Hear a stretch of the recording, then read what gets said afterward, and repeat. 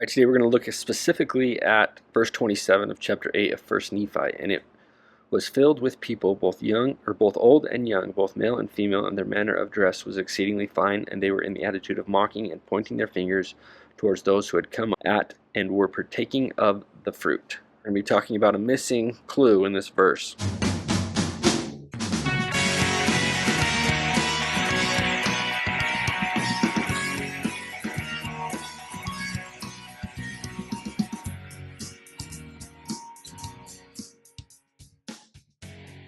Hopefully everybody understands, but there's hundreds, if not thousands, of discrepancies in the Book of Mormon from the original manuscript. And these aren't major discrepancies. It's a little word here or there that has either been messed up in transliteration or in some instances trying to make the text more clear and easy to read. This was the original verse from the original manuscript over here on the left.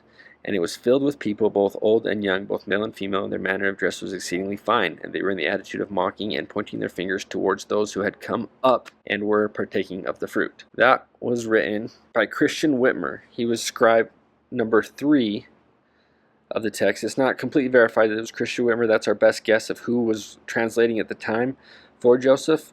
It's in the penmanship of a third translator that we don't know for sure, but we think Christian Whitmer. Christian Whitmer wrote up, and then before the original Book of Mormon went to E.B. Grandin building for printing, they kept the original, and Oliver Cowdery and a few others helped create a printer's manuscript, which was a copy of the original that they could give to the printer for printing so that they could keep the original safe. In this transliteration, as they copied the text from one paper to another, this word was changed. And it was filled with people, both old and young, both male and female, and their manner of dress was exceedingly fine, and they were in the attitude of mocking and pointing their fingers towards those who had come at now instead of up, and were partaking of the fruit. So you can see the actual transcripts here. This is the original manuscript where it says came up, and then you can see the printer's manuscript. It gets changed to came at by Oliver Cowdery. So what? What does this mean? One word got changed from up to at. Does that change anything in the Book of Mormon?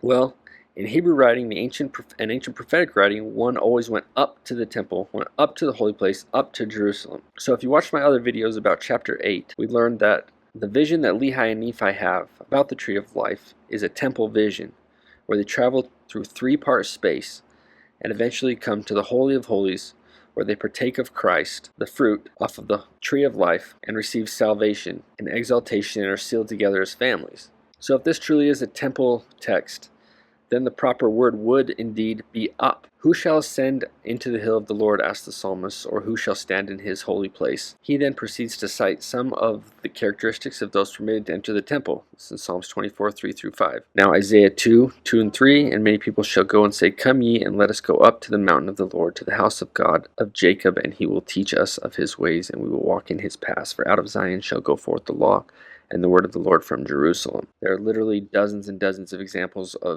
in the Old Testament and the New Testament of prophets speaking of the temple ascension, going up to Jerusalem. Jacob's ladder that goes up. Isaiah is constantly speaking of going up, of ascending. Christ ascends to heaven.